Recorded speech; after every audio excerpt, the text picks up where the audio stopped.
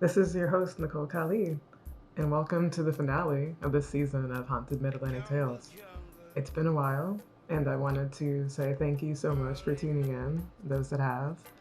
And again, remember to hold space for yourself, hold space for the community around you, because loss is going to be a part of our lives as human beings, always. And it's to say that those connections will still remain, but energy transforms, right? It changes shape. And that's where we find our bond with the supernatural. That's how the supernatural exists at all. There are entities that stay after their time here, that are human, and then there's entities that are not. Many people have names for them across our planet, depending on where you live. We talk about in the Judeo-Christian world, angels. And those that speak Arabic, they call them jinn, right? These are smokeless flame entities that come from the netherworld. And their aims are not quite clear. They vary depending on the being, right? In terms of passing on and the bridge between, life and death, we've actually lost another elder today, Lee Scratch Perry, from Jamaica, who was an incredible musician in person and amazingly influential in terms of sound, period. I would say that Lee Scratch Perry had one of the biggest effects on reggae to this day, that the genre would not exist without them largely. And it's the same for dubstyle and electronic music. If you remember our talk with Ju Salim, who founded Afroflux last year, we talked about how the diaspora, the black imprint on sound, is often erased because there's a tendency to whitewash the history and how we've been a part of it. As a member of Black Rockers United and just someone that appreciates what Kinfolk have done, for the world, I wanted to pay my respects to him and start off this episode by saying that it's hard to let go, but there's also honor in looking at someone's life, after they passed on, and before too. The Ghost of Virginia by L.B. Taylor Jr. Volume 11. This is chapter 102, Paranormal Pages from the Past. Author's note. The following few sections have been extracted and excerpted from century-and-a-half-old pages of such legendary 19th century magazines, such as The Southern Literary Messenger, which was managed by Edgar Allan Poe, Harper's and the Galaxy, The Messenger, dedicated to the science, arts, and literature of the South, was published from 1834 to June 1864, when the Union forces were closing on the beleaguered city during the Civil War. Now, during the heyday of the Messenger, it had articles, fiction, and poetry penned by some of the finest writers of their time.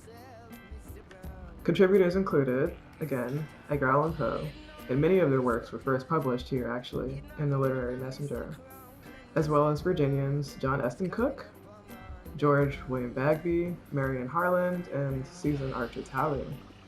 Buried deep in the archives of these publications are rare glimpses of the supernatural, as experienced by Virginians and West Virginians in the mid-1800s.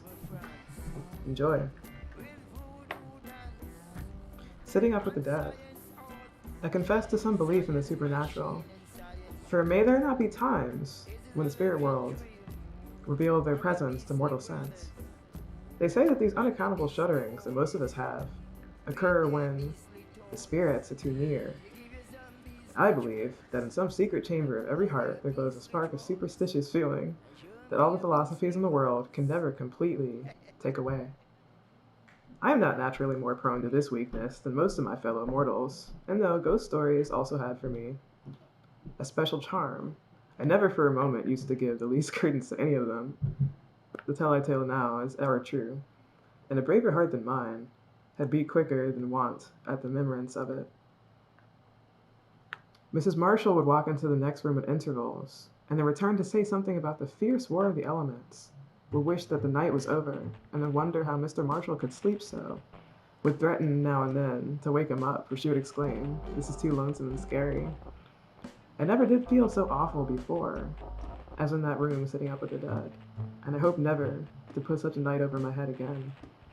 I could neither sleep nor read.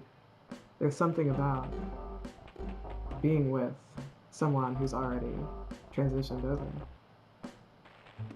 Death has a finality that takes away speech. Death, we grapple with it in so many different methods. We minimize it, or we make jokes of it, and it's a lot of the time it's how we joke about serious things that makes it easier to move on and to really heal from them. Humor is a great tool, but sometimes it also just helps to know that someone's had a similar experience, right? That's why this series, I hope, is not just enlightening, but it's touching. Nothing is completely lost. I think it just really warmed my aunt's heart to know that she wasn't gonna let not being on this earth stop her from being with her aunt that she loves so much. I'm so startled because I'm a little kid. You could be as different as you want to be. And I was his favorite out of the family. And I was like the rebel because I always did things different.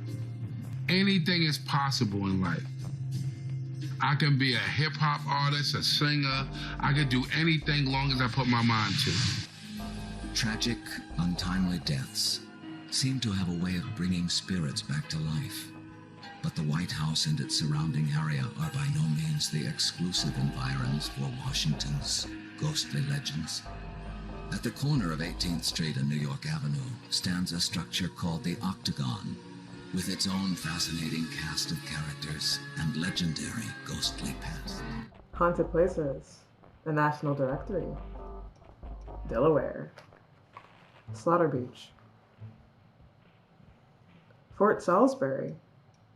This deserted army fort was built in 1917 as a defense against the German invasion during World War I. In World War II, it was used as a prisoner of war camp. The site was abandoned in 1946, a year after the war had officially ended.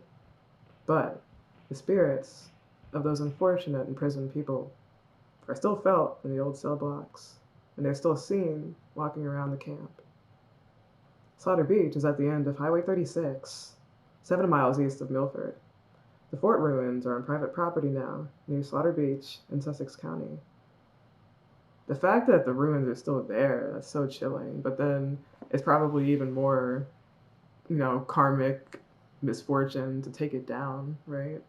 We can't just erase the parts of our past that suck, but that's a different story when it comes to monuments of the Confederacy. Like, you can take those down, but in terms of the ruins of people who died and prisoners of war, that's a little bit more difficult, There's a lot more to wade through when it comes to that history. It's not as cut and dry. District of Columbia, DC, the Key House, M Street, the angry ghost of Francis Scott Key, author of the Star-Spangled Banner, the national anthem, haunted his beloved home once upon a time. He built it in 1802, and he lived there for over 30 years. The hauntings began in the late 1800s, when the owners remodeled his home into a more modern style. The horrifying moans and the sighs, the creaking floors caused by unseen footsteps, and unexplained stains in the attic were just a few of the manifestations there. The phenomena spread and increased in intensity as the once proud house deteriorated. People were too afraid to stay. By the 1920s, no one would live there. The haunting stopped when the house was finally restored to its former likeness. But that was not the end. Key's ghost is said to have returned to the very spot where the house was torn down to make way for the freeway ramp. The Key House stood on M Street in Georgetown. The northeast ramp of the Key Bridge now goes right over his former house. The access ramp serves both the bridge and the Whitehurst. Maryland, Baltimore, The spirit of an elderly white lady enslaved Africans that she kept on these grounds are still haunting them. Just before the Civil War, Mrs. Hillen became sick and required the attendance of a nurse 24 hours a day. One night, kinfolk on the plantation snuck through a secret passage in the house and kidnapped her from her third-floor bedroom. Their plan was to force her into granting them freedom, but she couldn't take the stress and passed away from a heart attack. Later residents of the house reported seeing her spirit and the apparition of African Americans in bondage, trying to run free. The colonial house was originally known as the Hillen House. The quarter stood where the swimming pool is now. If you want to know more about the historic legacy of the Hillen House, you can contact the Maryland Historical Society. West Baltimore, O'Donnell Heights. A whole neighborhood chased a fiendish ghost back into their grave here.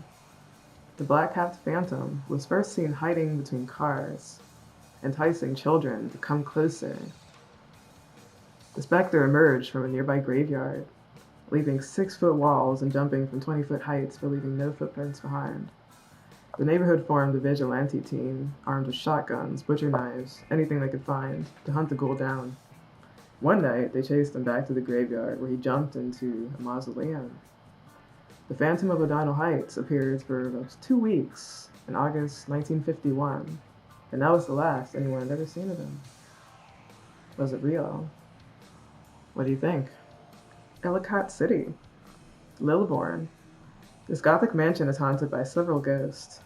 A small child is heard crying in an upstairs bedroom. Footsteps lumber up the tower staircase, and unaccountable cigar smoke drifts through the library. Reports of supernatural activity began in the 1920s when the owner John McGinnis remodeled the tower. The shape of a man once materialized in the doorway, and the housekeeper reported seeing the ghost of a little girl in a chiffon dress, adorable, transparent. The 20-room mansion was built in 1857 by the entrepreneur Henry Richard Hazelhurst, who died in 1900 at the age of 85. Lilburn is located off the Rogers Avenue exit of Highway 40. It is now a private residence on College Ave. New Jersey.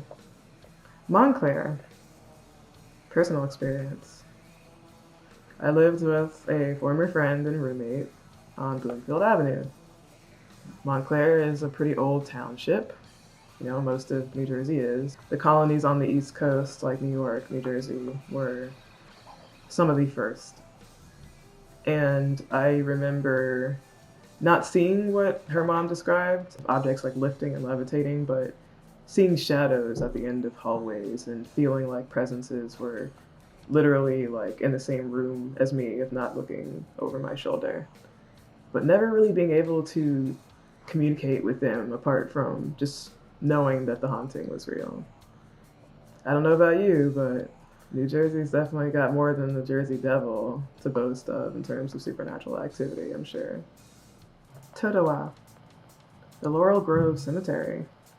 Numerous passing motorists have seen the ghost of a young woman in a white wedding gown walking near the road of the cemetery. Totowa is in Passaic County, across the river from Browertown Road in West Patterson. The cemetery is east of exit 55 on I-80. Union, the Galloping Hills Golf Course. The specter of a headless horseman, has been reported by several witnesses here, credible and non. It is unlikely that they're looking for golf balls, and many Hessians unfortunately lost their lives by cannonball or otherwise during the Revolutionary War. Union is a southwest suburb of Newark, in the Kenilworth area. The town is at the junction of the Garden State Parkway and Highway 22. The Galloping Hills Golf Course is in Union. New York State. Albany. Cherry Hill. For many years, residents here have reported a ghostly figure wandering the lower floor. The spirit has also been seen walking the terrace of the property. Investigators assume that the house was a scene of foul play many years ago, but the identity of the ghost has really never been solved. Albany is about 160 miles north of New York City on Interstate Highway 87. Cherry Hill is on South Pearl Street of Albany. New York City, the Brown House. This national landmark is haunted by an unidentified presence. This 330-year-old house is said to be home to a colonial ghost, which the site's education director has characterized as either friendly or positive, but mischievous. The Brown House Historical Society operates the house, which is located in Queens, Flushing. The Dakota. This Gothic apartment building was built in 1884. It's where Polanski filmed Rosemary's Baby in 1966, although the castle-like structure has long had a reputation for being eerie and supernatural. In 1965, workers renovating apartment 77 encountered the playful spirit of a 10-year-old walking in the hallway between the bedrooms. The child's ghost was accompanied by a strange outdoorsy odor, like grass and flowers, and was seen on several occasions by multiple witnesses. In the 1960s, later, Boris Karloff and Judy Holliday lived at the Dakota, and they also became the home of John Lennon, who was shot by a gunman in the doorway of the building, actually, on December 8th, 1980. Numerous witnesses have reported seeing him as well, the former Beatle, on the sidewalk in front of the Dakota, which is on the corner of 72nd Street and Central Park West in Manhattan. The Gaunt's residence. Barry Gaunt, a tenant in the basement apartment here in the 1960s, lived with a ghost for some years. A moving fog seemed to follow him, and some invisible presence poked the guests that were sleeping in the bedrooms. During an investigation in 1964, Hans Holzer, in Civil League, contacted a spirit named Miss Boyd. According to records, a woman named Miss Boyd lived here with her father. She passed away in the house of natural causes in 1886, but she was looking for a deed to the property at the time. Apparently, she's still looking for it, approximately 80 years after her death.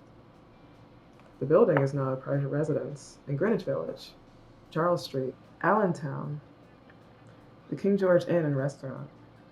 The ghost of a woman and her child, dressed in 1700s-style clothing, have been seen walking from the entrance hallway into the dining room. The inexplicable sounds of a baby crying have been heard in the kitchen and near an old well in the basement. The inn and the restaurant are just outside of Allentown on Highway 222 between Easton and Reading, Hamilton Boulevard, Dorneyville, Pennsylvania.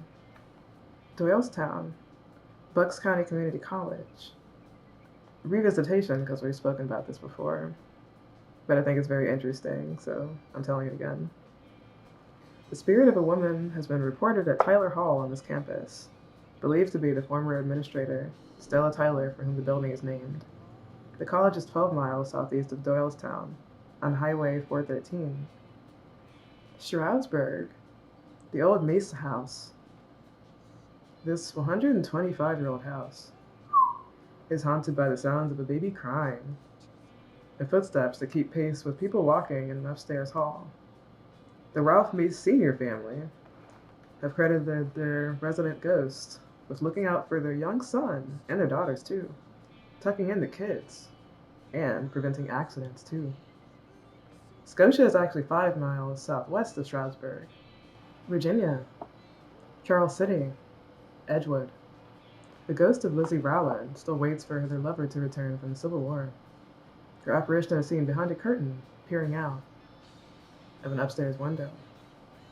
The house was built in 1849, shortly before the war, by Lizzie's father, Spencer.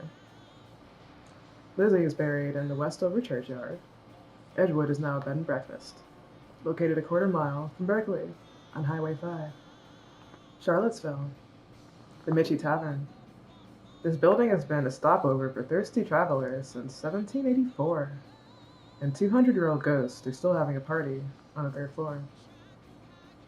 The ballroom there is haunted by the sounds of laughter, music, and the clinking of invisible glasses. Cheers. Mitchie Tavern is about 17 miles from Charlottesville, on the Old Buck Mountain Road in the Earlysville area. Hampton, the Fernandez Studio. This modern photographic studio is haunted by a curious ghost who peeks over the shoulders of employees to see what they're doing. The impolite ghost has been said to be visiting the studio since the early 1970s. And they seem to prefer the darkroom. The studio opened in 1969, and it specializes in restoring antique photos. On King Street, Hampton, Virginia. Lancaster County, Burville. An old well in the garden of the 1740s house is a source of Burville's hauntings.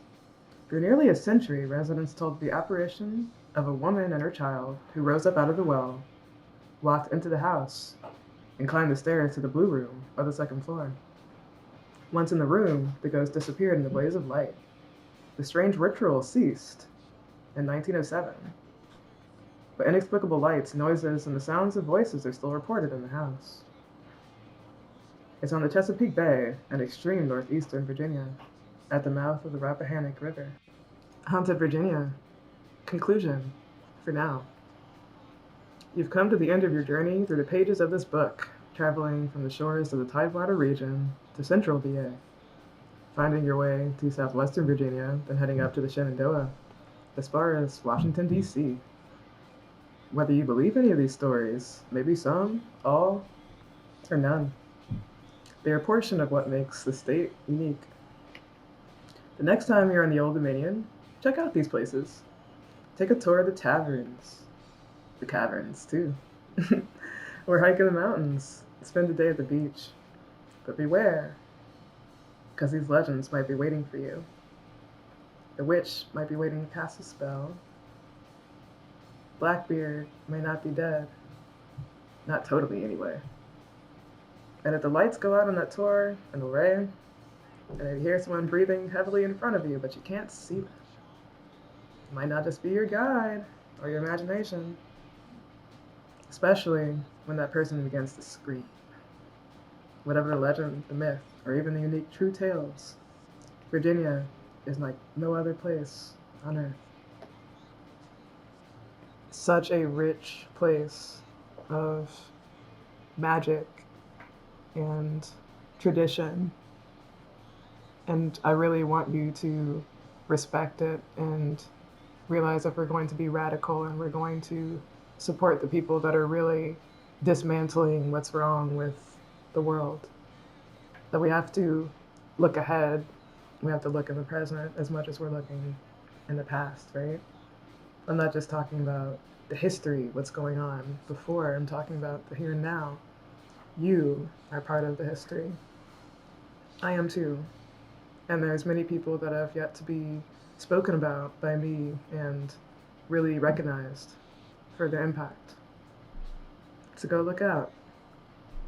You'll find them. I'll see you next time in October for season 2 of Haunted Mid-Atlantic Tales. Thanks for watching.